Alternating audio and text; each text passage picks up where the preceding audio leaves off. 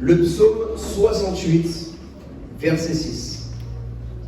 Psaume 68, verset 6.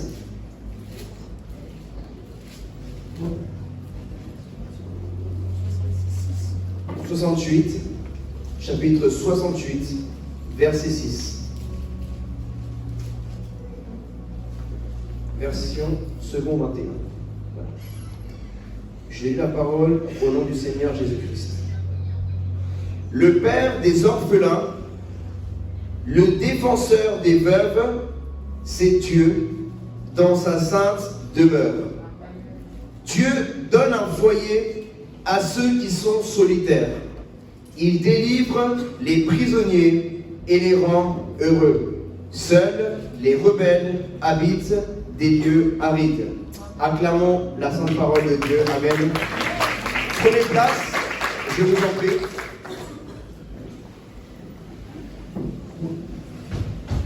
Dans ce passage de la Bible, Dieu nous enseigne quelque chose que nous ne savions pas de lui.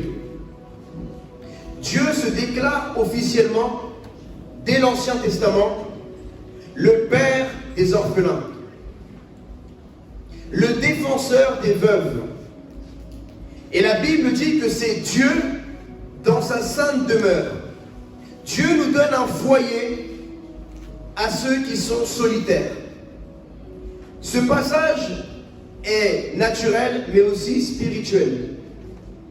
Autrefois, nous les êtres humains, nous avions perdu, rejeté la paternité de Dieu à cause de notre désobéissance.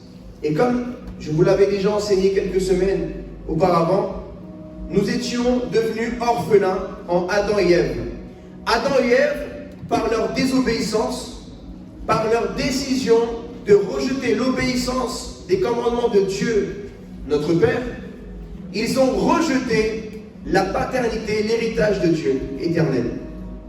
Et ils sont automatiquement devenus orphelins, car Dieu n'était plus leur Père, car ils n'étaient plus des enfants de l'obéissance, mais ils sont devenus des enfants de la désobéissance.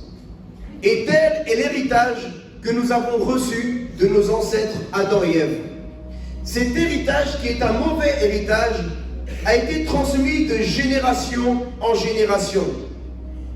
Et les êtres humains sont devenus solitaires, comme des brebis qui suivaient chacun son chemin, comme dit la Bible dans Ésaïe 53. Chacun suivait son chemin. Nous étions comme des brebis égarées, solitaires. Mais Dieu, qui nous a tant aimés, ne nous a pas laissés orphelins, mais il nous a adoptés. Amen. Il nous a adoptés, nous l'humanité, peu importe le pays d'origine, peu importe la croyance que nous étions, c'est par son Fils, Jésus-Christ, que nous avons été adoptés, l'humanité, et nous avons retrouvé l'héritage que nous avions au commencement en Adam et Ève, la vie éternelle. Il donne une demeure. Ça veut dire que autrefois, lorsque nous étions rebelles, notre destin éternel après la mort était les lieux arides. Les lieux arides, spirituels, éternels, en enfer. Mais lorsque nous avons été adoptés par Dieu, lorsque nous avons reconnu Dieu comme notre Père, et nous avons confessé Jésus-Christ comme notre Seigneur et Sauveur, Amen, nous avons reçu le Saint-Esprit de Dieu, qu'on appelle l'Esprit d'adoption. Amen. Alléluia. Maintenant, nous avons une demeure dans le ciel, car nous ne sommes plus des enfants rebelles qui avons un destin dans des lieux arides, mais maintenant nous avons un destin dans des lieux de joie et de bonheur pour l'éternité au paradis. Mais cette parole est également naturelle. La Bible dit réellement que Dieu est le Père des orphelins, donc des enfants qui ont perdu leur papa et leur maman, qui sont décédés, peut-être même des adolescents ou même des adultes qui ont perdu leur papa, leur maman, sont devenus orphelins, car il n'y a pas d'âge pour devenir orphelin. Mais Dieu dit à ces personnes-là, je suis votre Père. Même si ton père est décédé, je suis ton Père. même si ta maman est décédée, je suis ton père, mais je serai aussi le rôle de ta maman. Alléluia. Le Seigneur ne nous abandonnera jamais. Alors même que c'était nous qui avions la faute, l'humanité. C'est nous qui avions rejeté l'amour de Dieu en Adam et Ève. Le Seigneur, son amour est tellement grand qu'il nous a même pris alors que nous ne le cherchions pas. La Bible dit que Dieu s'est tourné vers ceux qui ne le cherchaient pas. Nous, aujourd'hui, lorsque nous donnons notre témoignage, nous disons « Ah, mais à un moment, j'ai cherché Dieu. » Mais toi, c'est ce que toi, tu crois. Mais lorsque tu crois même ce désir, la Bible dit que c'est Dieu qui met le désir dans le cœur de l'homme, le vouloir et le faire. Quand tu prends la décision d'aller à une église, quand tu prends la décision de commencer à t'informer sur l'existence de Dieu, c'est Dieu qui t'a trouvé le premier. C'est Dieu qui s'est tourné vers toi avant même que toi tu ne te tournes vers lui. C'est cela l'amour qu'il te porte. C'est cela l'amour qu'il nous porte à tous. Amen. La Bible dit que Dieu nous a aimés le premier. Dieu t'a aimé le premier, ma sœur, mon frère. Aujourd'hui, Dieu nous demande de l'aimer et de le suivre. Mais lui, d'abord, nous a aimés. Et il ne nous a pas aimés pour ce que nous avons à lui donner. Parce que lui, il a tout déjà.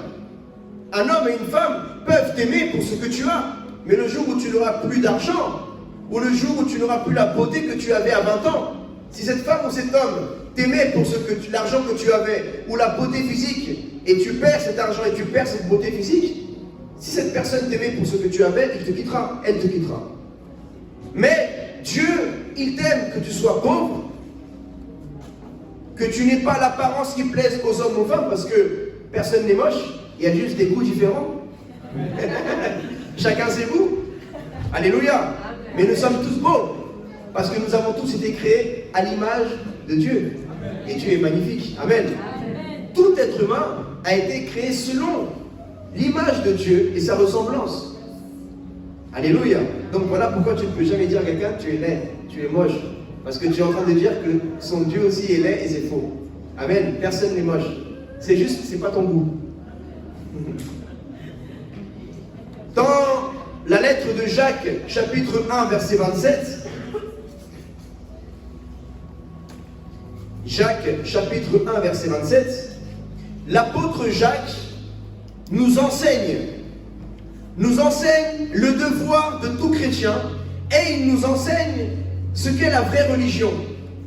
Aujourd'hui, beaucoup disent dans le monde, qu'ils soient chrétiens, juifs, musulmans, ah, moi, c'est ma religion, telle est ma religion. Mais là, l'apôtre Jacques, il ne parle pas d'une religion musulmane, d'une religion juive, d'une religion chrétienne, que c'est la vraie religion.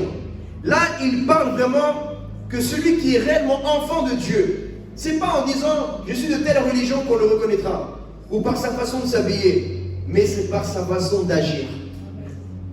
On reconnaît un fils et une fille aux œuvres de son Père. Comme on a reconnu Jésus-Christ, qu'il est le Fils de Dieu, parce que les œuvres qu'il a faites, il ne les a pas faites par lui-même, mais il les a faites par Dieu son Père. Et c'est comme ça que nous avons reconnu que Jésus est le Fils de Dieu, parce que le Père lui a donné de faire des œuvres qu'aucun autre n'avait fait avant lui. Seul un Fils pouvait faire ce qu'il a fait. Et la Bible dit, la religion pure et sans tache devant Dieu, notre Père, consiste à s'occuper des orphelins et des veuves dans leur détresse et à ne pas se laisser souiller par le monde. Amen. Amen. Donc celui parmi vous qui croit être un bon religieux, alors, si tu veux pratiquer ta foi correctement, commence par aider les orphelins et les veuves. Amen. Commence, troisièmement, d'après la Bible, à ne pas te laisser souiller par le monde. Lorsque l'apôtre Jacques dit ça, ne pas se laisser souiller, c'est ne pas se laisser salir spirituellement par les péchés et les tentations que nous avons dans ce monde. Alléluia. Il y a toutes sortes de tentations dans ce monde, mais un vrai enfant de Dieu qui croit vivre la vraie religion, alors qu'il doit pratiquer la sainteté. Amen. Mais la sainteté physique est une chose, mais il y a aussi la sainteté dans les actions, dans le service. Tu es saint parce que tu te gardes en sainteté, tu ne donnes pas ton corps à d'autres hommes, à d'autres femmes, si ce n'est ton mari ou ta femme.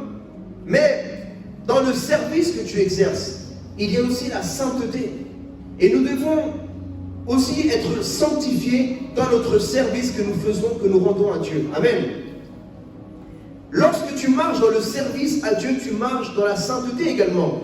Parce que en servant un orphelin, tu sers Dieu, son Père. En étant une veuve, tu sers Dieu, son Père.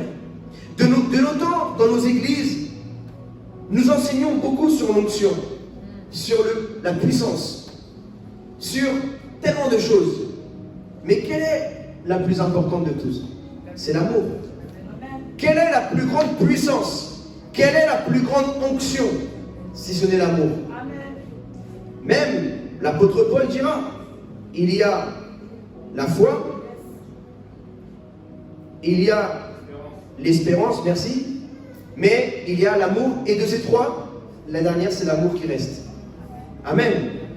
Parce que dans le ciel, tu n'auras plus besoin de foi ni d'espérance, puisque tes yeux verront Dieu, donc plus besoin de foi, et plus besoin d'espérer, parce que Jésus sera déjà venu, il n'y a plus à attendre Jésus, il est déjà avec nous pour l'éternité. Mais il y aura quand même l'amour, parce qu'en haut, on devra quand même s'aimer les uns les autres. Donc l'amour, c'est la plus grande onction, la plus puissante. C'est la puissance la plus grande que tu dois désirer. C'est l'amour. C'est l'amour. Nous les chrétiens aujourd'hui, nous aimons trop suivre les choses qui tapent à l'œil. Quand quelqu'un guérit même, c'est pas la guérison, la puissance qui va te faire attirer le regard des gens sur ton ministère qui doit t'attirer à faire la guérison. C'est l'amour pour le malade qui doit t'attirer. Avant de vouloir avoir le don de guérison, et c'est là où tu dois commencer à noter, avant de vouloir avoir le don de guérison, tu dois demander à Dieu, Seigneur, donne-moi l'amour pour les malades. Ta prière ne doit pas être, Père, donne-moi le don de guérison, je veux guérir tout le monde. Mais pourquoi? Juste pour qu'on dise, c'est toi l'homme du moment qui guérit tout le monde, ou la femme qui guérit tout le monde. La nouvelle Catherine Koutman, le nouveau Reinhard Bonnke. Tu ne dois pas désirer être comme Catherine Koutman ou Reinhard Bonnke, tu dois désirer être comme Jésus-Christ. Amen. Quand Jésus faisait des choses, c'est parce qu'il était ému de compassion. Alléluia. Nous sommes des êtres humains. Notre regard à nous tous doit être posé sur Jésus-Christ. Et tout ce que Jésus a fait, c'est par amour. Quand Jésus guérissait quelqu'un, c'est par amour. On ne lui donnait pas d'argent pour guérir les gens. Jésus, quand il allait dans une synagogue pour prêcher l'évangile, il n'allait pas pour l'argent, il allait par amour. Quand Jésus allait manger chez les pharisiens ou chez le collecteur d'impôts, ce n'était pas parce qu'il allait bien faire à manger. Jésus avait l'argent pour se payer un kebab ou un falafel, n'importe où dans Jérusalem ou dans Israël. Il avait un trésorier, Judas. Bon, Judas, il piquait un peu. Mais il avait quand même l'argent, Jésus. Mais ce n'était pas parce qu'il avait faim et qu'il disait, ah vas-y, je peux aller chez toi ce soir, j'ai faim. Non, c'est parce qu'il aimait le collecteur d'impôts. Et il voulait lui passer du temps avec lui. Il voulait lui prendre du temps avec lui et lui transmettre son amour.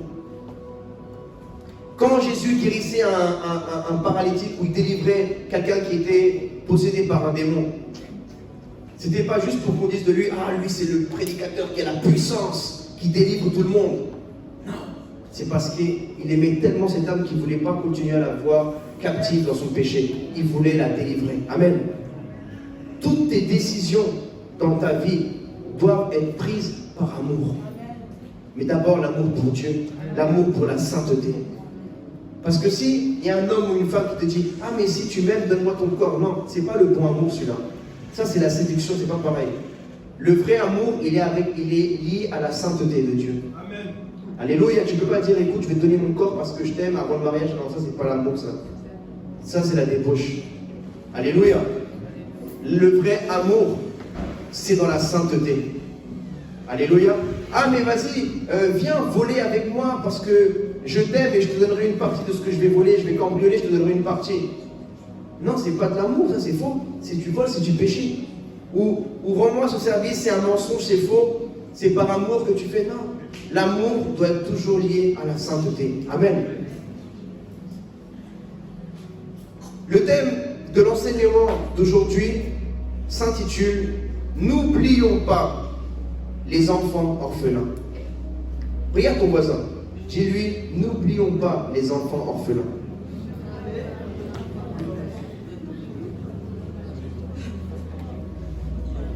Vous savez, mes frères et sœurs, nous qui nous appelons soi-disant chrétiens, soi-disant, nous sommes des chrétiens. Qu'est-ce qui nous différencie de nous, les chrétiens, au reste des personnes? Qu'est-ce qui nous différencie? Comment ça se fait que, soi-disant, c'est nous qui avons la vérité en Jésus-Christ, mais les musulmans, les juifs, même les athées, aident plus les orphelins que nous, les chrétiens? Comment ça se fait? C'est l'héritage à qui ça? Aider les orphelins. C'est l'héritage à nous, les enfants de Dieu. Nous sommes en train de donner notre héritage. Parce que notre Dieu qui est Père, le Dieu dans l'islam et dans le judaïsme, comme je le dis, il n'est pas Père, il est juste Créateur.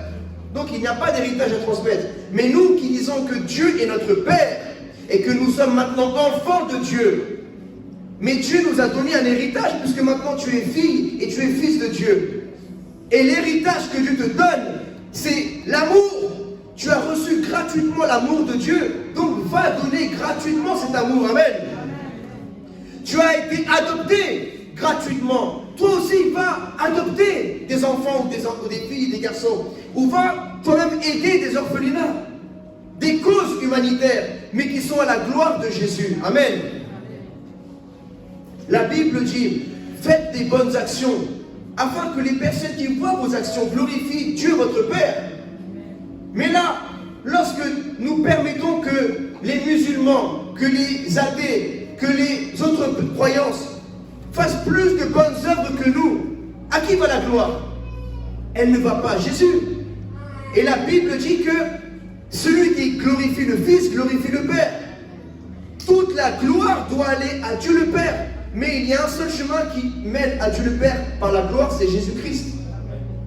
Quand un athée fait une bonne action, la gloire va à qui? À l'athéisme. Quand un musulman fait une bonne action, elle va à qui? Elle va à Allah et à Mohamed. Mais quand un chrétien fait une bonne action, il dit la gloire sera rendue à mon Seigneur Jésus-Christ. Amen. Vous savez qu'aujourd'hui, il y a d'autres façons d'islamiser le monde. Là, vous connaissez-vous que peut-être c'est des djihadistes et tout ça, ce que les informations vous parlent. Mais il y a deux autres façons d'islamiser. On appelle une autre le djihad love. Vous connaissez le djihad love? C'est des djihadistes, c'est des gens, des musulmans, qui, pas tous, hein, mais on leur enseigne à aller dans les pays chrétiens pour se marier avec des chrétiennes qui deviennent musulmanes. Et que maintenant, le ventre, il dit maintenant, notre islamisation, elle va plus se faire par l'épée, mais par le ventre de vos femmes. C'est par le ventre de vos femmes qu'on va islamiser l'Europe. Donc, il y a des personnes qui viennent avec la pensée d'islamiser maintenant, c'est plus la guerre, maintenant il veut. Et comme il peut avoir plusieurs femmes, donc il convertit plusieurs femmes chrétiennes, et il dit, si tu te maries avec moi, tu dois devenir musulmane. Et l'enfant, il va plus s'appeler Isaac, il va s'appeler Ismaël. L'enfant maintenant, la fille, elle va plus s'appeler Ève, elle va s'appeler Aïcha, Hawa. Et maintenant, il ne va plus aller à l'église, l'enfant, il va aller à la mosquée. Mais toutes ces choses-là, je ne parle pas ici de religion humaine, je parle maintenant du Saint-Esprit. Le Saint-Esprit, l'Esprit de vie éternelle, est donné uniquement par Jésus-Christ et par personne d'autre. Mais pourquoi je vous parle de ça? Parce que vous devez ouvrir les yeux. Vous devez ouvrir les yeux. Il y a aussi, le monde aussi emploie d'aider les pays en besoin et d'aller dans les pays où il y a les guerres, comme le Yémen, comme la Somalie, comme l'Ukraine. Parce qu'après, la gloire va à qui? Va aux constitutions de ce monde. Et il y a beaucoup de mosquées qui se bougent à chaque fois dans les pays pauvres. Je vous donne l'exemple de Madagascar. Et il y a une islamisation massive à Madagascar. Là où ils arrivent dans les villages, ils arrivent avec l'argent financé par Arabie Saoudite. Et il dit dans ce village, il n'y a pas de puits. Donc ils vont construire un puits. Et là où ils construisent un puits, ils construisent une mosquée. Et après, le village devient musulman. Pourquoi? Parce qu'ils acceptent, parce qu'ils reçoivent un puits. Ils reçoivent de l'aide alimentaire. Mais où êtes-vous les chrétiens? À chaque fois que nous recevons de l'argent, on veut s'acheter un nouvel iPhone. On veut s'acheter le nouveau pull. Là, c'est les on va s'acheter les nouveaux habits à Zara. On va commencer à... Dès que tu gaspilles des centaines d'argent, des milliers d'euros dans des choses vaines que tu ne vas même pas emporter avec toi le jour de ta mort. Tu crois qu'on va t'enterrer avec des habits Zara? Ta garde-robe, c'est d'autres personnes qui vont te la prendre. Hein. Tes montres, tes trucs. Nous, on gaspille trop d'argent. On mange tout le jour dans la rue. Chaque repas dans la rue, 20, 30, 40, 50, on mange des restaurants, comme si on devait vivre que pour nous-mêmes, et on rejette ce devoir et cette responsabilité que dire qu'avec ces 20 euros, j'aurais pu aider une famille en Afrique, une famille en Asie, une famille quelque part dans le monde. Avec tous les restaurants que tu fais par semaine, combien même tu aurais pu déjà bâtir un orphelinat déjà? Certains, vous êtes des grands mangeurs, vous mangez toujours dans la rue. Tous les jours midi, vous êtes là en train de claquer 20, 30 balles. Vous aurez déjà pu construire même un immeuble en Afrique ou en Amérique du Sud. On aurait pu. On est dans une société de consommation. Notre garde-robe, même, on est obligé de jeter des habits tellement on a des habits dans nos armoires. Et tellement il n'y a pas de place, tu dois maintenant aller à Ikea pour acheter une autre armoire plus grande qui coûte encore 1000 euros. Et si tu ne l'achètes pas, tu te fâches contre ton mari. Parce qu'il ne te l'achète pas. Hein? Mes frères et sœurs, nous sommes en train de financer le monde. Pendant ce temps-là, des gens meurent de faim dans le monde. C'est ça qu'on doit enseigner dans nos églises. Vous, les chrétiens, vous voulez toujours qu'on vous parle du mariage. Toujours qu'on vous parle, dans 6 mois, tu vas te marier, dans 6 mois, tu vas voyager aux États-Unis. Hein? Mais au lieu de te dire, dans 6 mois, tu vas aller à un orphelinat. Ah, c'est pas pour moi ça. Cette prophétie, elle n'est pas pour moi. Je brise. Vous aimez trop briser les vrais trucs, vous. Mais par contre, quand on vous prêche des choses vaines, futiles, là vous dites, je reçois, je prends, je lis à mon corps, je lis à ma destinée, Dieu m'a localisé. Pourquoi tu ne vas pas localiser un orphelin plutôt? Tu veux toujours que les bénédictions te localisent toi. Mais toi, pourquoi ce soir tu ne vas pas essayer de localiser un orphelin quelque part? Alléluia. Nous les chrétiens, on ne veut que recevoir, on ne veut pas donner. Tout ce que vous avez reçu gratuitement, mon frère, ma soeur. Donnez gratuitement. Vous avez reçu l'esprit d'adoption. Si quelqu'un a reçu l'esprit en lui, vit l'esprit d'adoption, alors ça veut dire que les désirs de ton esprit, c'est d'adopter. Puisque tu as l'esprit d'adoption. Tu veux donner l'adoption à un enfant dans le monde, tu veux parrainer un orphelin, une orpheline, parce que toi-même tu reconnais que tu ne pourras jamais tu ne pourras jamais remercier Dieu de t'avoir adopté toi-même, par amour. Est-ce que, ah oui, mais ça va me coûter, j'ai pas les moyens, mais tu crois que ça va pas coûter au Seigneur Jésus-Christ de venir t'adopter? Ça lui a coûté la vie, lui. Toi, ça te coûte à peine de l'argent, des billets que tu peux déchirer, mettre à la poubelle. Lui, ça lui a coûté son sang qu'il a coulé à la croix. Ça lui a coûté d'être séparé de la gloire de son Père, d'être humilié, crucifié, insulté, assassiné, juste pour t'adopter. En fait, la mission de Jésus, c'était d'adopter. Il est venu sur terre que pour adopter. Pourquoi es-tu sur terre? Demande à ton voisin, pourquoi tu es sur terre encore, toi? Tu es là pour consommer l'oxygène? Beaucoup vivent encore juste parce que l'oxygène c'est gratuit. Le but ultime d'un chrétien, ce n'est pas juste de sauver quelqu'un. Le but ultime, ce n'est pas d'être sauvé. Si le but ultime d'un être humain était d'être sauvé, alors que Dieu te prenne maintenant, que Dieu nous prenne maintenant tout de suite. Mais pourquoi Dieu n'est pas encore, le Père n'a pas encore envoyé son Fils Jésus-Christ? C'est parce qu'il y a une mission à accomplir. Tu dois accomplir une mission. Dis à ton voisin, tu dois accomplir une mission sur terre.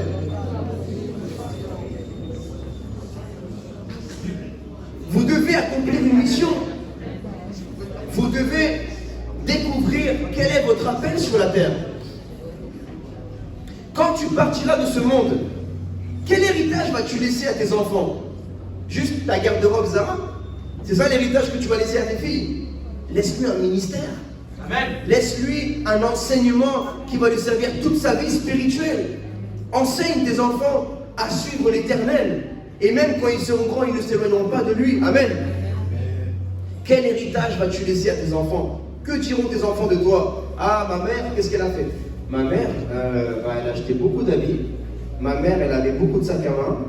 Ma mère, elle avait des beaux talons, elle avait des beaux manteaux. Mais quelles belles œuvres elle a fait je sais pas, elle m'a laissé un beau manteau, un sac Michael Kors, un sac... Non mais qu'est-ce que tu veux laisser, maman, toi, comme héritage à tes enfants? Laisse-lui l'héritage du royaume de Dieu. Amen. Mon frère, quel héritage tu vas laisser à ton fils? Une voiture, juste un appartement? Laisse-lui un héritage qui va lui servir pour toute sa vie éternelle. C'est bien, je ne dis pas qu'il ne faut pas laisser des choses matérielles. Ne malinterprétez pas cela. On est dans ce monde, on n'est pas encore dans les corps incorruptibles, célestes. On est encore dans les corps naturels et il faut quand même vivre. Mais ce que je veux nous dire à tous, c'est que nous sommes en train de gaspiller notre temps sur la terre. Alors que soi-disant, nous connaissons la vérité. Combien d'âmes as-tu gagné cette semaine? Ne me réponds même pas. Réponds-toi toi-même. À combien de personnes as-tu parlé de Jésus-Christ cette semaine? Combien de malades as-tu guéri? Combien de malades as-tu juste prié pour eux? Combien de personnes as-tu aidé, des pauvres as-tu aidé cette semaine? Combien d'orphelins? Combien de veuves? Combien de prisonniers tu es allé visiter cette semaine? Combien d'étrangers as-tu accueillis? La Bible dit dans Matthieu 25, 31, j'ai eu faim et vous ne m'avez pas donné à manger. J'ai eu soif, vous ne m'avez pas donné à boire. J'étais étranger, vous ne m'avez pas accueilli. J'étais en prison, vous ne m'avez pas visité. J'étais malade, vous n'êtes pas venu me voir. Qu'est-ce que tu as fait cette semaine? Nous, les chrétiens, les êtres humains, maintenant je parle chrétien parce que normalement un être humain, il ne connaît pas la vérité, mais vous, chrétiens enfants de Dieu, vous connaissez maintenant la vérité qui est Jésus-Christ. Et vous en connaissez le chemin pour aller au ciel. Mais je vous pose la question, si vous mourrez aujourd'hui, qu'est-ce que vous allez emporter avec vous? La seule chose que vous allez emporter, ce sont les choses spirituelles que vous avez fait pour Dieu, les bonnes actions. C'est les bonnes actions. Qu'as-tu fait pour le Seigneur sur la terre? Qu'as-tu fait pour le Seigneur? Nous devons vraiment nous repentir aujourd'hui, mes frères et sœurs. Quel type de vie chrétienne es-tu en train de vivre? Nous sommes tombés dans une vie chrétienne vraiment matérialiste. Le christianisme que nous vivons en Occident n'est pas le même que les chrétiens persécutés vivent au Moyen-Orient, ni en Corée du Nord, ni en Asie, ni en Afrique. Nous ici, en Occident, nous sommes en train de vivre un christianisme hollywoodien qui n'a rien à voir avec la Bible. Dès qu'on on veut s'acheter des grosses voitures, on veut s'acheter des grandes maisons, on veut s'acheter, c'est pas mal. Mais c'est pas ça l'excellence dans le spirituel. Il faut que tu cherches vraiment à gagner le plus d'âmes possible. Le cœur de Dieu, il bat pour les âmes. Il ne bat pas pour les sacs à main. Il ne bat pas pour les habits. Il ne bat pas pour la nourriture de ce monde. Il bat pas pour les tacos ou pour les kebabs. Il bat pour les âmes. Tous les jours, il y a des âmes qui vont en enfer. Des gens comme toi et moi. Mais eux, ils n'ont pas connu Jésus-Christ. Peut-être personne n'est venu leur prêcher l'évangile. La Bible dit, qui va leur faire connaître le nom? Comment vont-ils invoquer le nom de celui dont ils n'ont pas entendu parler? Mais vous et moi, on entend parler de Jésus. On connaît le nom de Jésus et on le garde pour nous. Nous sommes des égoïstes. On a l'argent pour aider. Et on se dit, non mais, je dois m'aider d'abord ma famille. Mais eux, c'est ta famille. Allons voir. Genèse, chapitre 4, verset 9. Et j'aimerais que nous puissions méditer vraiment sur ce passage qui nous concerne. Parce que souvent, on n'aide pas les orphelins dans le monde, les enfants pauvres qui meurent de faim, parce qu'il y a la famine dans beaucoup de pays du monde, sous prétexte que ce n'est pas notre frère de sang, ce n'est pas notre sœur de sang, ce n'est pas notre mère de sang, ce n'est pas notre père de sang. Mais nous avons le même Créateur. Amen. Notre sang est de la même couleur, même si notre peau n'est pas de la même couleur. Quand on se coupe, le sang il est rouge. Le sang de l'Africain il est rouge. Le sang de l'Européen il est rouge. Le sang du Chinois il est rouge. On a le même sang du même Créateur. Amen. Vous connaissez tous l'histoire de Caïn, celui qui a tué son frère. Peut-être même vous dites, waouh, non mais lui c'est un assassin, il est horrible, il est méchant. Il mérite l'enfer. Regarde ce que dit la Bible. L'Éternel dit à Caïn, où est ton frère Abel? Il répondit, je ne sais pas. Suis-je le gardien de mon frère? Waouh! Et moi, j'aimerais vous poser cette question, nous poser cette question à nous chrétiens au XXIe siècle. Sommes-nous les gardiens de nos frères orphelins dans le monde? Sommes-nous les gardiens de nos sœurs qui meurent de faim dans le monde? Sommes-nous les gardiens de nos frères et sœurs en Christ dans le monde, dans les pays persécutés? Suis-je le gardien de mon frère? Suis-je le gardien de ma sœur? Alléluia. Ton frère et ta sœur n'est pas juste celui qui vient de ta mère. Mais maintenant, tu as des frères et sœurs, vous venez du même Père, c'est Dieu. Et nous avons le même sang, c'est le sang de Jésus, qui est une plus grande alliance encore. Donc, ces personnes qui meurent, ces enfants qui sont livrés à eux-mêmes, dans les rues, qui mangent la poubelle, dans les déchetteries, qui sont là, sans habit, qui attrapent des maladies, qui se font violer, parce qu'ils se font violer. Des enfants comme des garçons comme des filles. Il y a le tourisme sexuel dans ces pays-là, il y a des séquestrations, on les kidnappe, et il y a des trafiquants qui les envoient dans des pays pour être dans la prostitution, pour être esclaves, dans des maisons, dans d'autres pays. Et nous, on dit quoi? Suis-je le gardien de mon frère? En gros, est-ce que c'est ma responsabilité? C'est pas mon job, ça, tu vas dire à Dieu. C'est pas mon job. Moi, je m'occupe de ma petite vie, de ma petite famille. Je m'occupe que de moi. Le moi. Nous devons vivre pour le prochain. La Bible dit qu'il n'y a pas un plus grand amour que celui qui donne sa vie pour son prochain. Amen. Donc si vraiment nous voulons toucher le cœur de Dieu, en tant qu'enfant de Dieu, comment allons-nous toucher le cœur de Dieu? Dieu cherche des adorateurs en esprit et en vérité. Qu'est-ce qu'un adorateur en esprit et en vérité? Est-ce uniquement quelqu'un qui sait chanter bien, qui joue bien au piano, à la guitare, au caisson, au caron? C'est un adorateur, c'est ça? C'est celui qui chante le plus fort, celui qui parle langue le plus fort, celui qui tombe plus fort par terre, qui se fait plus mal. C'est ça quelqu'un qui est le plus rempli d'esprit? C'est pas ça quelqu'un rempli d'esprit. Quelqu'un qui est rempli de l'esprit, c'est quelqu'un qui manifeste plus l'amour que les autres. C'est pas quelqu'un qui tire la langue plus, qui parle en langue, qui tire la langue. C'est pas ça. Un vrai enfant de Dieu qui est rempli de l'esprit de Dieu, l'esprit d'adoption. C'est quelqu'un qui veut donner beaucoup aux autres ce qu'il a reçu gratuitement de Dieu. Alléluia. Aujourd'hui, l'enseignement s'appelle « N'oublions pas les enfants orphelins ». Pourquoi je dis « n'oublions pas » Parce que souvent, nous disons tous ce discours, les chrétiens. « Ah, j'ai tellement à cœur. » Tout le monde l'a dit au moins une fois dans sa vie. « J'ai à cœur les orphelins. J'ai à cœur. » Et après que tu rentres chez toi, tu n'as plus rien à cœur. La seule chose que tu as à cœur, c'est de dormir, c'est d'accomplir nos projets égoïstes, égocentriques dans notre vie. Je veux devenir ça, je veux. On ne dit même plus à Dieu, qu'est-ce que tu as prévu pour moi? On dit, moi je veux ça, je veux aller là-bas. Est-ce que tu as consulté Dieu pour voir si Dieu voulait que tu ailles là-bas? Est-ce que tu as consulté Dieu? Moi, je suis arrivé à un moment où même, quand je veux m'acheter quelque chose, Seigneur, est-ce que tu veux que je m'achète ça? Est-ce que c'est ta volonté? Même quand je m'habille, je dis, Seigneur, habille-moi chaque matin. Mais il faut que tu arrives à un moment où tu dis, Seigneur, que tout ce que je dise, que je fasse, que ce soit ta volonté, pas la mienne. Amen. Quelle est la volonté de Dieu? Un jour, il y avait deux amis pasteurs. Ça, c'est une histoire vraie. Il y en a un, c'est un pasteur très connu en Amérique du Sud. Et il a un pasteur qui n'est pas connu d'Internet. Mais son frère pasteur, il a monté une œuvre dans la campagne, en Argentine. Et il a commencé à aider les orphelins, à aider les veuves, à aider les pauvres. Et un jour, le pasteur qui est connu, il demande à son frère, qui est pasteur, qui n'est pas connu, mais il fait une œuvre magnifique. Il lui dit, mais est-ce que tu as reçu une confirmation de Dieu pour faire ça? Il a dit non. Et il a dit, mais attends, mais tu es pasteur. Tu devrais avoir reçu une confirmation. Est-ce que Dieu t'a dit de faire ça? Il dit, non, Dieu ne m'a pas dit. Il dit, mais pourquoi tu fais ça là-bas? Il dit, parce que c'est écrit dans la Bible. Amen. Et moi, si Dieu l'a dit il y a 2000 ans, c'est qu'il me le dit aujourd'hui, 2000 ans après. Amen. Il y a des choses, soi-disant dans le monde, on demande des confirmations, mais quand c'est des choses que tu sais, excusez-moi, il y a des choses où on ne demande pas des confirmations dans notre vie de tous les jours. Pourtant, ce n'est pas des choses spirituelles. Mais il y a des choses qu'on sait que c'est bien et que c'est la volonté de Dieu. Parce que c'est des bonnes choses. Aider les pauvres, être dans la sainteté. Et là, on dit, non, je vais demander confirmation à Dieu. Alors que tu ne demandes jamais confirmation à Dieu. Mais juste quand tu te demandes, viens semer là, tu dis, non, je vais demander si Dieu me confirme.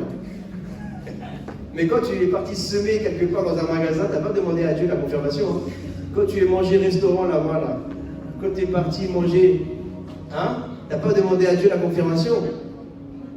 Aujourd'hui, pourquoi tu demandes des confirmations à Dieu pour des choses bonnes, mais quand on devait aller pêcher en boîte de nuit, quand on allait faire des choses pas bien, là on ne demandait pas des confirmations. Hein. La volonté de Dieu, vous la connaissez, elle est dans la Bible. La volonté parfaite, c'est que vous soyez saints comme je suis saint. C'est ça la volonté de Dieu. C'est la sainteté. Et la volonté de Dieu, Dieu l'a dit dans sa parole. Matthieu 25, chapitre 31. Donne à manger, j'ai eu faim et vous m'avez donné à manger. C'est ça la volonté de Dieu. J'étais étranger, vous m'avez accueilli. Aidez les veuves et les orphelins. Alléluia. Amen. Mais vous savez, si nous sommes réellement des enfants de Dieu, alors nous devons ressembler à Dieu notre Père. Genèse chapitre 8 verset 1. Chapitre 8 verset 1. Ne vous inquiétez pas, parce que même Dieu, ça lui arrive d'oublier des choses. Alors même si aujourd'hui tu avais déjà oublié les orphelins et que Dieu te les rappelle aujourd'hui, alors tu dois ressembler à Dieu dans quelque chose qu'on va lire. Dieu se souvint de Noé. Ça veut dire Dieu, il avait zappé Noé. Ah c'est vrai, Noé, il existe. Dieu, il avait zappé Noé.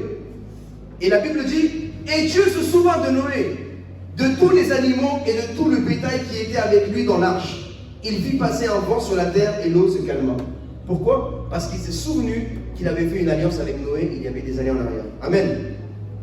Qu'est-ce que je veux dire par là?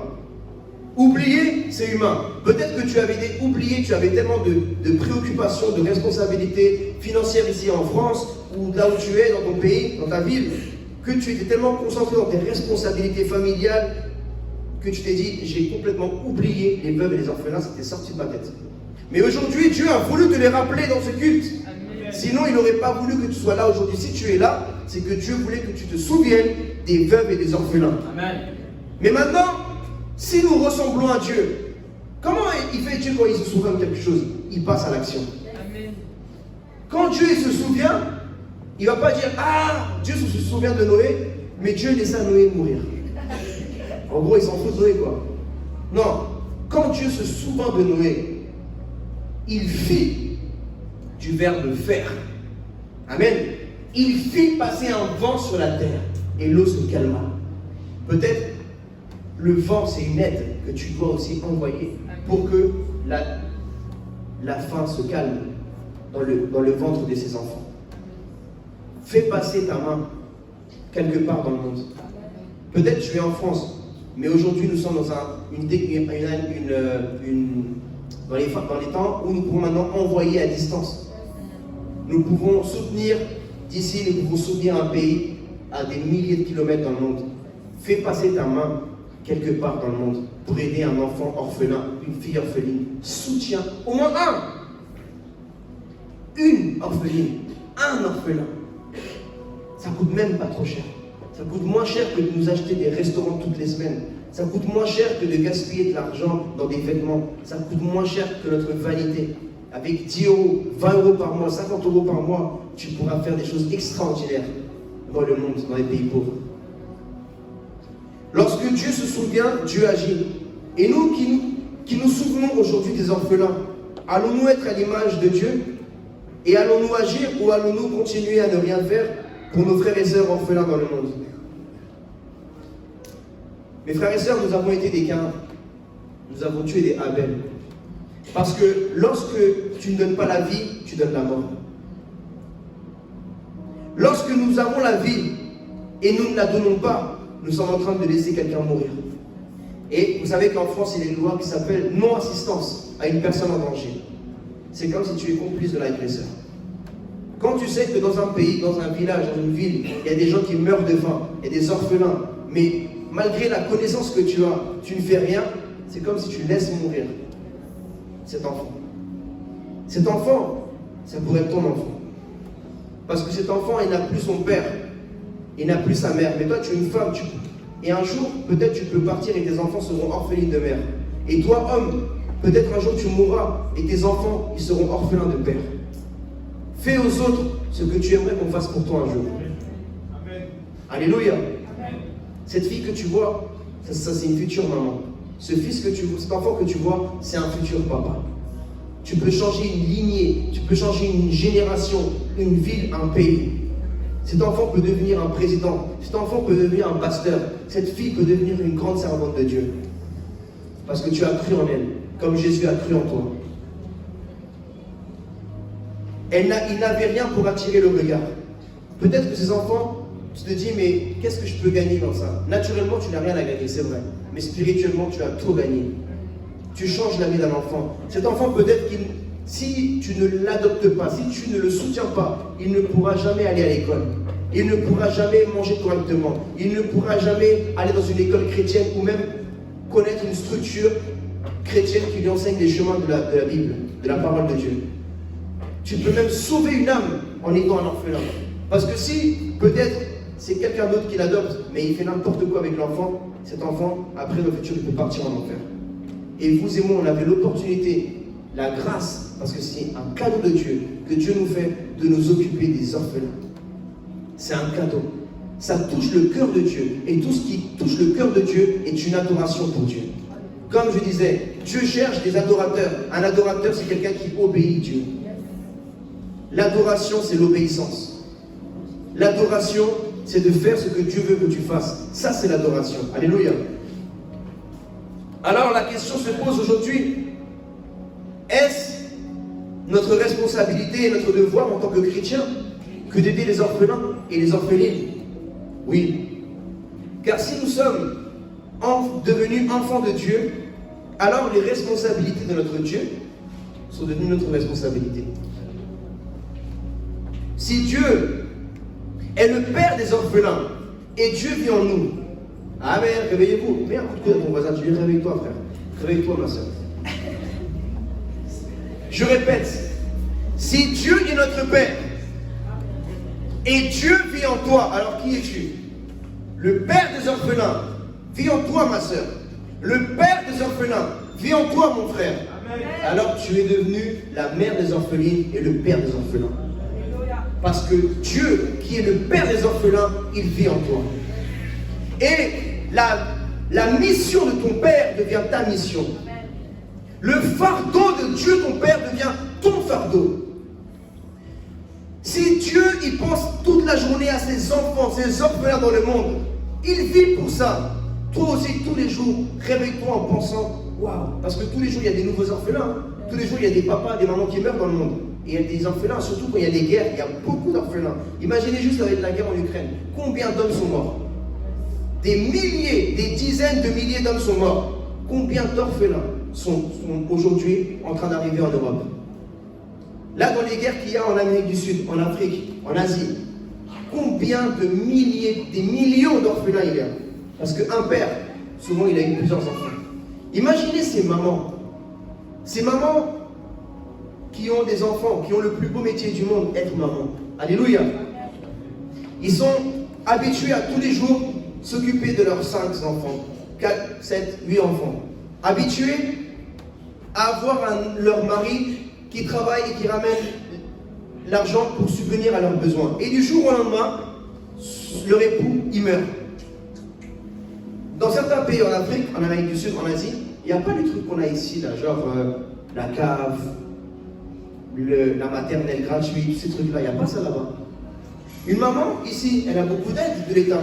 Mais là-bas, si personne l'aide, elle meurt. Accoucher en France, c'est gratuit. Mais va enfanter toi dans un autre pays, on va voir si c'est gratuit. C'est toi qui dois payer de ton argent. Ici, on te donne l'argent pour avoir des enfants, en France. Mais va en Afrique, va en Amérique du Sud, va là-bas. Même ici, nous les enfants qui sommes nés ici, là, on ne veut pas aller à l'école ici, tout est gratuit, on nous donne les livres, on nous aide, on nous donne de l'argent chaque année pour qu'on paye nos frais de scolarité. Là-bas, c'est les enfants qui doivent payer. Ils doivent même travailler pour payer leurs affaires scolaires. Nous vraiment, il faut vraiment qu'on se remette en règle devant Dieu, mes frères et sœurs. On est trop en train de jouer avec Dieu, on ne joue pas avec Dieu. On est en train de jouer à l'évangile. Quel genre de chrétiens nous sommes? Nous croyons que la vie chrétienne, c'est que d'aller le dimanche à l'église. C'est pas être un chrétien, ça. Jésus a dit, celui qui veut me suivre, qu'il porte sa croix tous les jours. Amen. Pas juste un dimanche par-ci, un dimanche par-là, un mardi par-ci, un jeudi par-là. Tous les jours. Qu'il renonce à lui-même. Nous devons renoncer à notre vanité, renoncer à notre orgueil, à notre égocentrisme. Nous pensons qu'à nous, qu'à nous, qu'à nous. Et on est là en train de se taper des dépressions pour des trucs, alors qu'il y a des gens qui vivent 1 million de trucs fois pire que toi. Et toi, pour un petit truc, t'as un ongle qui est cassé, oh, c'est la fin du monde. Tu vis un petit problème dans ta famille, un truc vraiment ridicule. Pour toi, c'est waouh. Mais va voir juste ton voisin, qu'est-ce qu'il est en train de vivre. Sa femme vient de mourir. Son enfant vient de mourir. Son frère vient de mourir. Et toi, tu te plains parce que maman t'a pas donné ça, papa t'a pas donné ça, ou parce que ton enfant... Tu vois ce que je veux dire? Ici, on se plaint pour des vieux trucs. Comme on dirait, des choses à 2 balles. On se plaint vraiment pour des choses futiles. Et des gens dans le monde, ils n'ont pas à manger, frère. Ils n'ont pas à manger, ma soeur. Et des mamans qui voient leurs enfants mourir sous leurs yeux. Ces mamans qui ont perdu leur mari, psychologiquement, comment elles se retrouvent? Elles n'ont jamais fait aucune profession, elles ne savent pas même travailler dans aucun métier. Elles n'ont jamais fait ça. Elles doivent maintenant travailler, mais elles ne peuvent pas travailler parce que qui va leur garder leurs enfants? Qui va leur garder leurs enfants?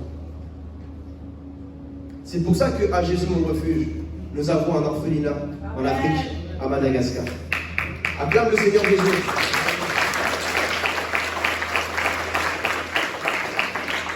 Notre vision n'est pas que de gagner des âmes. À quoi sert, comme a dit l'apôtre Pierre, à quoi ça sert de dire à quelqu'un Jésus t'aime si lui il a son ventre vide? D'abord donne-lui du pain et après dis-lui Jésus t'aime. Amen. Amen. Amen. Nous avons un orphelinat et nous avons 12 filles.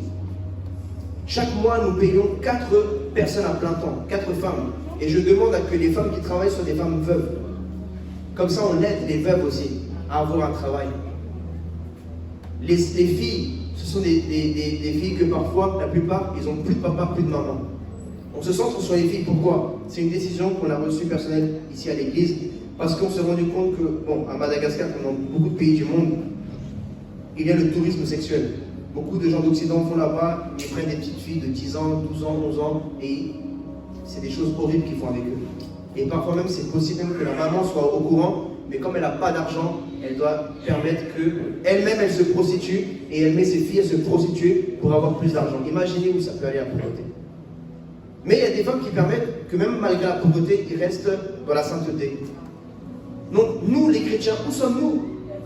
Nos frères et sœurs sont en train de souffrir dans ces pays-là.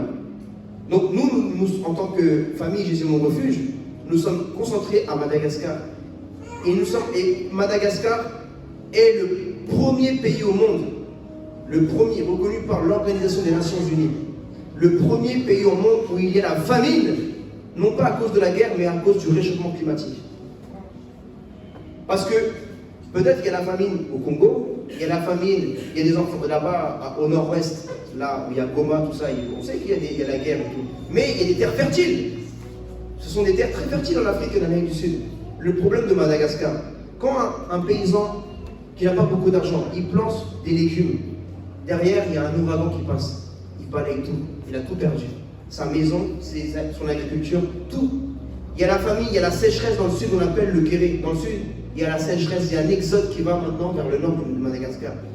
Vraiment, il se passe des choses horribles. Là, je vous parle de Madagascar parce que c'est là où nous sommes centrés. Mais il y a des pays dans le monde qui souffrent énormément. Madagascar, actuellement, est le 4e pays le plus pauvre du monde entier. Le plus pauvre. Mais il y a un des premiers vraiment où vraiment il y a la famine, mais d'une façon incroyable. Il y a la famine. Galates chapitre 4, verset 6. Et parce que vous êtes ses fils, Dieu a envoyé dans votre cœur l'esprit de son Fils qui crie Abba, Père. Ainsi, tu n'es plus esclave, mais fils. Et si tu es fils, tu es aussi héritier de Dieu par Christ. Amen. En tant que fils de Dieu, en tant que fille de Dieu, que chrétien et chrétienne, tu es héritière de Dieu, tu es héritier de Dieu. Mais ton héritage, ce n'est pas que les biens. Mais souvent, nous les chrétiens, nous avons cru que l'héritage, c'est que les récompenses dans le ciel. Mais non, c'est pas que ça ton héritage. L'héritage que tu as reçu, c'est d'aimer aussi ton prochain. C'est de l'aider. Tout ce que Dieu fait, tu dois aussi le faire. Alléluia. Éphésiens chapitre 1, verset 3. Béni soit Dieu et Père de notre Seigneur Jésus-Christ, qui nous a bénis de toute bénédictions spirituelles dans les lieux célestes en Christ. En lui, Dieu nous a choisis avant la création du monde pour que nous soyons saints et sans défaut devant lui. Dans son amour, il nous a prédestinés à être ses enfants adoptifs par Jésus-Christ. C'est ce qu'il a voulu dans sa bienveillance. Amen. L'adoption, c'est la volonté de Dieu. C'est ce que Dieu veut dans sa bienveillance que tu fasses. Dans sa bienveillance, Dieu t'a adopté. Aie de la bienveillance toi aussi. Veille sur ton frère Abel. Veille sur ta sœur. Nous devons veiller. Sommes-nous les gardiens de nos frères? Suis-je le gardien de mon frère qui vit en Afrique, qui vit au Maghreb, qui vit en Amérique du Sud, dans des pays pauvres? Oui, tu l'es. Tu es le gardien de ton frère. Et Dieu te demandera des comptes pour toutes les personnes que tu as pu aider mais que tu n'as pas aidées. Tu auras des comptes à rendre. Et ta correction ne sera pas le fait d'aller en enfer. Parce que nous ne sommes pas sauvés par les œuvres, mais par la grâce. Mais il y aura une correction. Si Dieu dit que nous devrons rendre des comptes devant Dieu, c'est qu'il y aura une correction. Il y aura des récompenses que tu aurais pu recevoir, mais tu ne les auras pas parce que c'est ta correction. Romains chapitre 8, verset 14. En effet, tous ceux qui sont conduits par l'Esprit de Dieu sont fils de Dieu. Alléluia. Donc, ceux qui prennent leurs décisions guidés par l'Esprit de Dieu, donc par l'Esprit d'adoption, ceux-là sont appelés fils et filles de Dieu. Est-ce que tu écoutes l'Esprit d'adoption qui t'entend? L'Esprit veut te faire prendre une décision. Mais toi et moi, on n'obéit pas. Parce qu'on se met des raisonnements dans notre tête. Des raisonnements humains. Ah, mais je n'ai pas d'argent. Ah, mais je n'ai pas si. Quand tu veux, tu peux, mon frère. Quand tu veux, tu peux, ma sœur. Peut-être que tu ne peux pas comme le ferait un milliardaire. Mais tu peux. Amen. Tu as 5 euros. Tu as 10 euros. Tu as 20 euros. Tu as 100 euros. Tu as 500 euros. Peut-être que tu n'as pas 100 000 euros. Peut-être que tu n'as pas 10 000 euros. 1 million d'euros. Mais tu as selon ton niveau social. Amen. Amen. Et celui qui donne aux pauvres, la Bible dit, il prête à Dieu. Amen. Celui qui donne aux pauvres. Est-ce que tu peux me trouver ce verset, s'il te plaît, Noël? Verset. Celui qui donne aux pauvres, prête à Dieu. Ce que j'aimerais que vous puissiez savoir, c'est quel passage dans la Bible. Je continue à lire pendant ce temps que Noël cherche. Et vous n'avez pas reçu un esprit d'esclavage pour être encore dans la crainte, mais vous avez reçu un esprit d'adoption.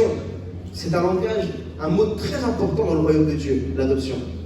Par lequel nous crions Abba Père. L'Esprit lui-même rend témoignage à notre esprit que nous sommes enfants de Dieu. Or, si nous sommes enfants, nous sommes aussi héritiers. Héritiers de Dieu et co-héritiers de Christ.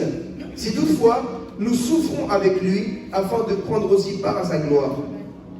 J'estime que les souffrances du moment présent ne sont pas dignes d'être comparées à la gloire qui va être révélée pour nous. Waouh! Là, j'aimerais faire une petite parenthèse avant de passer au Proverbe chapitre 19.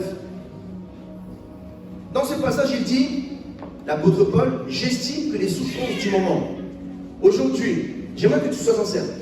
Lève ta main si tu estimes passer par des moments difficiles dans ta vie en ce moment. Reconnais-le. Que ce que tu vis en ce moment, c'est pas facile.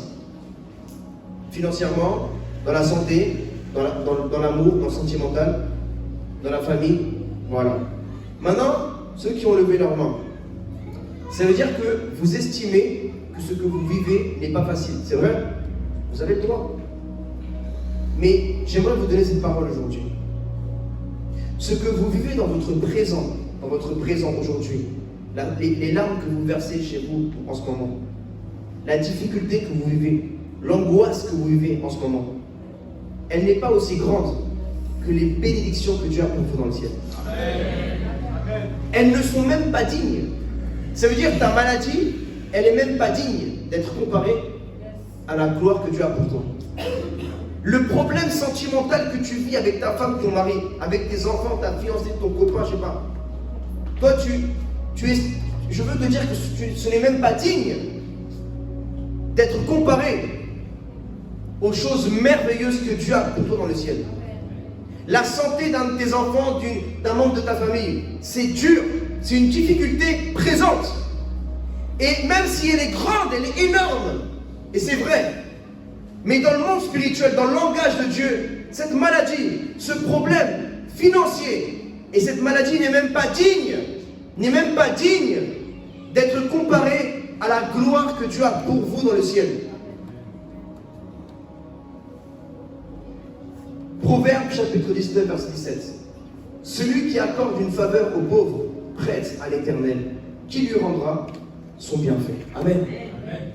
Quand tu aides un enfant pauvre, quand tu aides une fille pauvre, un orphelin, une orpheline, tu es en train de prêter à Dieu. Et Dieu ne doit rien à personne. Un homme et une femme, ils peuvent changer de numéro juste pour ne pas te payer. Mais Dieu, il a toujours le même numéro. Alléluia. Jésus-Christ. Alléluia. Il ne change pas, il y a le même réseau. La prière, le chemin, Jésus-Christ. Et lui, ça lui fait plaisir de te rendre ce que toi tu fais pour lui. Celui qui accorde une faveur aux pauvres, prête à l'Éternel. Donne aux pauvres. Et tu prêtes à Dieu, mais Dieu te rendra. Et Dieu, quand il rend en plus. Alléluia. Je vais terminer avec mon témoignage personnel par rapport aux orphelins. J'ai donné ma vie au Seigneur Jésus-Christ en 2010, en mars 2010. Et quand j'ai commencé, c'était comme beaucoup d'entre vous, j'ai découvert une église. J'ai été pour la première fois dans une église. On m'a fait passer aussi devant. Et j'ai commencé à aller à tous les cultes, toutes les réunions en semaine. Je ne ratais pas une seule réunion. J'ai grandi vite, on va dire, spirituellement, parce que je me suis donné à 100%. J'allais tous les dimanches, je servais à l'église, je servais à l'accueil, je servais à la traduction. Je faisais beaucoup de choses. Je me suis inscrit à l'école biblique. Je suis allé à toutes les réunions de prière, toutes les réunions de l'église, je ne ratais pas une seule. Et j'avais le désir de servir Dieu et j'ai été touché lorsque dans la Bible, j'ai vu que Jésus donnait beaucoup d'importance aux veuves et aux orphelins. Mais je sens ce que vous sentez à votre place, mais vous connaissez peut-être pas tous des œuvres chrétiennes pour semer. À l'époque, dans l'église où j'étais, il n'y avait pas un orphelinat de l'église. Et vous savez, souvent on fait attention, on sait, parce que parfois il y a des gens qui prennent ça comme business pour faire des choses pas bien. Alléluia. Alors, j'ai commencé à prier, j'ai dit Seigneur, guide-moi. Et je voulais aussi que Dieu me confirme le pays où Dieu voulait que je sème. Parce qu'il y avait beaucoup de pays que je voyais qui avaient des orphelins. Alors j'ai commencé à faire mes recherches personnelles. Et le premier pays que Dieu a mis à cœur, c'était l'Inde. Je me rappelle, c'était vers 2013 à peu près. Et je regardais ce pays, je faisais des recherches, je voyais que c'est le pays au monde où il y avait le plus d'orphelins, c'est l'Inde. Là où il y a le plus d'orphelins dans le monde, c'est en Inde. C'est le pays où il y a le plus de gens qui meurent du sida, par exemple, et leurs enfants. Les parents meurent du sida, donc ça fait des enfants orphelins, et souvent ils transmettent le sida à leurs enfants. Alors, j'ai prié l'Éternel, et un jour j'ai eu une opportunité pour aller en Inde. Donc je suis parti dans un orphelinat pendant 1 mois en Inde, dans une région qui s'appelle le Rajasthan, la ville qui s'appelle Jaipur.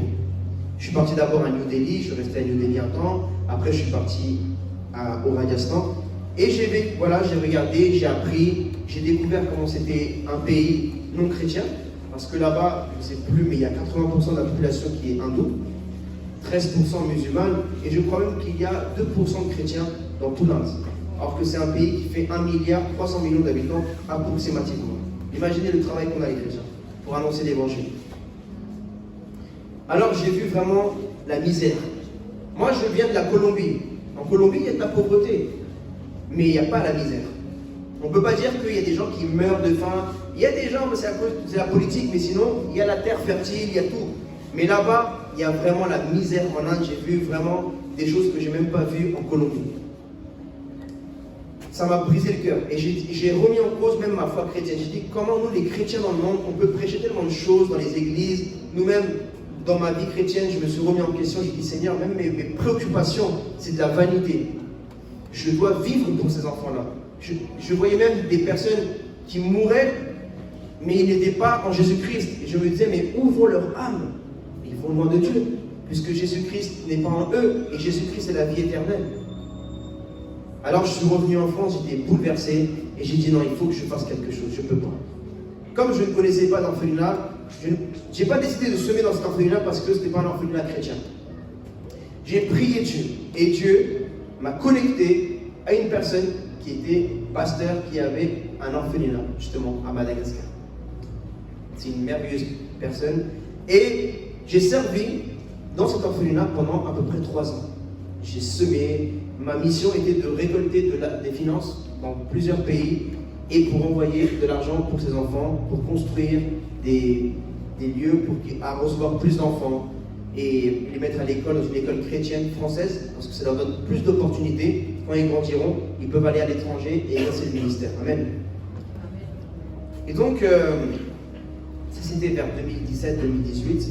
Et en décembre 2021, donc il y a maintenant 4 mois à peu près, à l'église Jésus mon refuge, nous avons ouvert notre propre orphelinat. Ça s'appelle l'orphelinat Jésus mon refuge au Madagascar.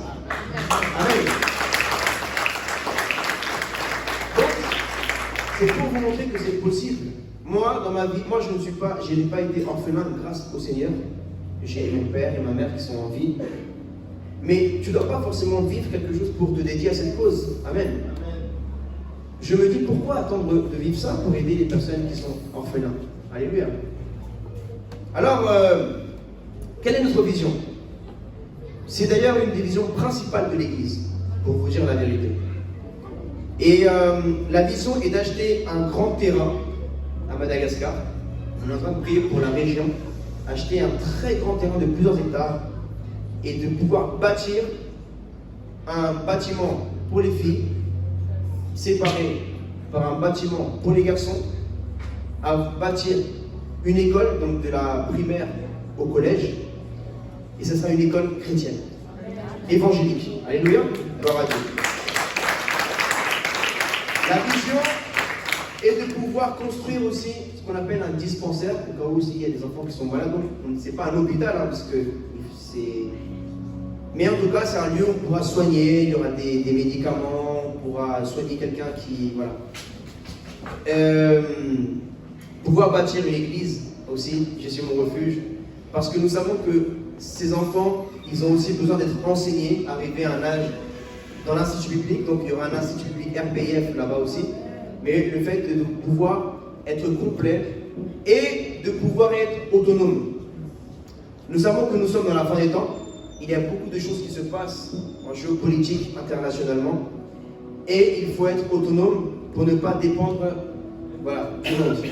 Donc la vision, c'est de dans ce terrain de plusieurs hectares que nous allons acheter. J'espère pouvoir l'acheter soit à la fin de l'année, soit l'année prochaine. On est en train d'économiser pour ça. Et bien de pouvoir planter des légumes qui sont des légumes qu'on peut manger, comment on peut appeler ça, les plus importants, quoi, les légumes les plus importants pour la survie d'un être humain, et acheter des animaux pour faire de l'élevage. Alléluia. Pour être autonome. Parce qu'on ne sait pas demain s'il y a un problème avec les envois d'argent. Vous savez, aujourd'hui même, avec la guerre de Russie-Ukraine, on doit apprendre de tout ça. On a vu qu'ils ont bloqué maintenant les transferts même western pour envoyer de l'argent en Russie. Tu vois, des choses comme ça. Donc s'il y a un moment, il y a un problème international, tu ne peux plus envoyer de l'argent, mais au moins l'orphelin, il va survivre parce qu'il est autonome. Alléluia. Il faut penser à toutes ces choses-là. D'ailleurs, je ne l'ai pas vu, mais j'ai cru voir une vidéo cette semaine où il y avait le président Emmanuel Macron qui disait que dans les pays maintenant d'Afrique, il allait y avoir une famine cette année à cause de la guerre entre la Russie et l'Ukraine, parce que l'Ukraine et la Russie produisent beaucoup de céréales pour le monde entier. Donc il allait avoir des problèmes alimentaires et des guerres, et il y en aura de plus en plus vers la fin des temps. Donc il faut beaucoup se préparer à toutes ces choses-là, mes frères et sœurs. Donc voilà, c'est la vision vraiment de l'orphelinat Jésus mon refuge à Madagascar. Et c'est le témoignage que j'aimerais vous donner. Moi personnellement, quand j'ai commencé à semer dans un orphelinat où ce n'était pas moi le fondateur. Et j'ai été béni dans ma vie personnelle. J'ai été béni, pas que dans le matériel, mais dans le côté spirituel. Dieu a commencé à faire des choses merveilleuses dans ma vie. Si tu peux aller dans Ésaïe 58, il me semble. Ésaïe 58 ou 61. Le véritable jeûne. Quelqu'un s'en rappelle? 58, merci. Ésaïe 58. Je vais terminer avec ce passage. Il y a une promesse. Si tu peux aller, verset encore, avance un par un, je te dirai lequel tu t'arrêtes. Continue.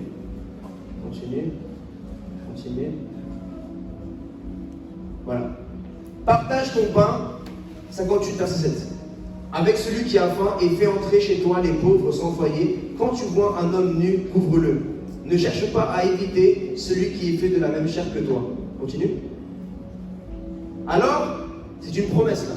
Ça, c'est une promesse de Dieu que nous tous, nous devons prendre dans notre vie. Amen. Alors, ta lumière jaillira.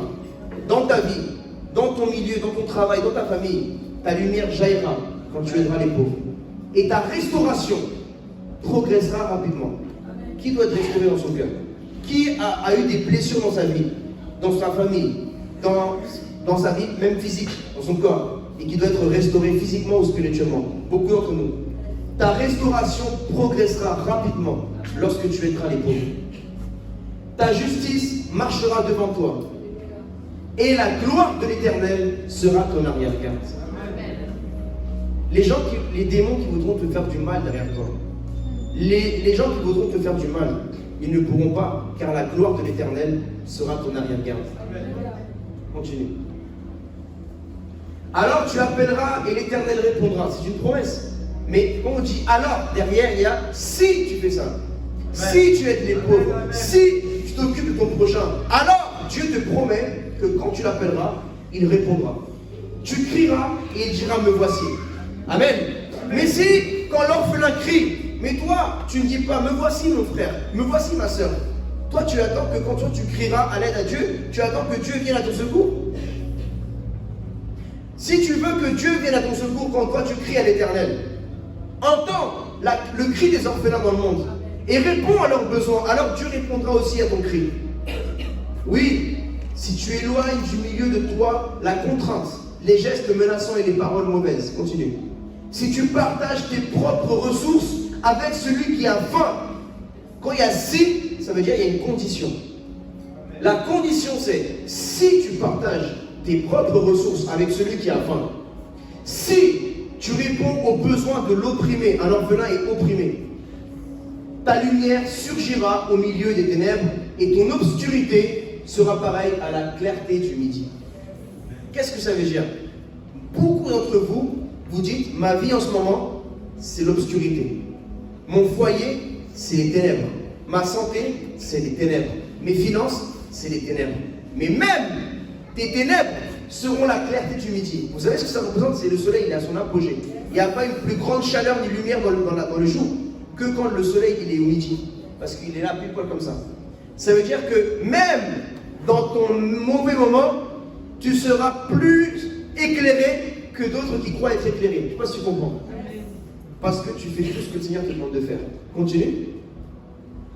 L'Éternel sera constamment ton guide. Il répondra à tes besoins dans les endroits arides et il redonnera des forces à tes membres. Tu seras pareil à un jardin bien arrosé, à une source dont l'eau n'arrête jamais de couler. Tu prospéreras. Je vais appeler le groupe de louanges pendant que je termine ce passage.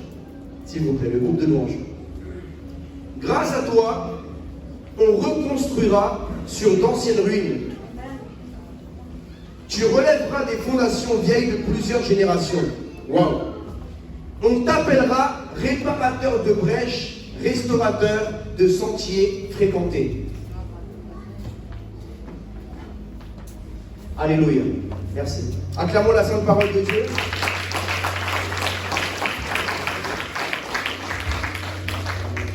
Je vais nous demander de nous lever, s'il vous plaît. Pendant ce temps de louange que nous avons passé, ces quelques minutes,